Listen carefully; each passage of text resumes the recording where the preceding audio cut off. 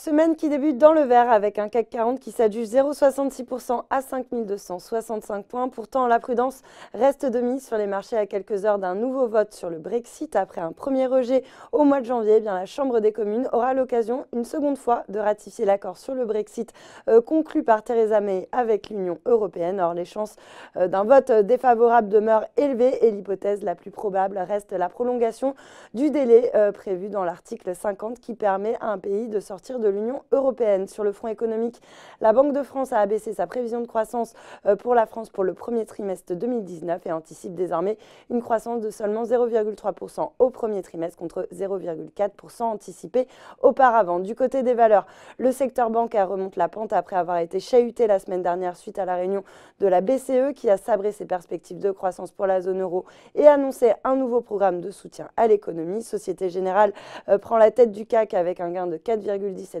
devant Crédit Agricole qui s'adjuge 2,7%.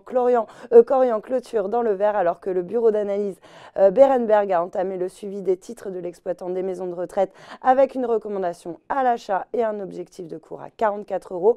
A l'inverse, Safran pâtit en bourse du crash du Boeing 737 de la compagnie Ethiopian Airlines dans le cadre de sa coentreprise avec General Electric et l'équipementier aéronautique français est en effet le fournisseur du moteur utilisé sur cet appareil. Et puis sur le SBF 120, Genfit profite de l'approbation par la FDA, l'autorité sanitaire américaine, de son protocole d'essai clinique de phase 2 pour Elafibranor dans la NASH pédiatrique. Et puis Renault, de son côté, progressé de 2,69% à 58,68 € avant la tenue d'une conférence de presse par l'ensemble des dirigeants des membres de l'alliance Renault-Nissan-Mitsubishi.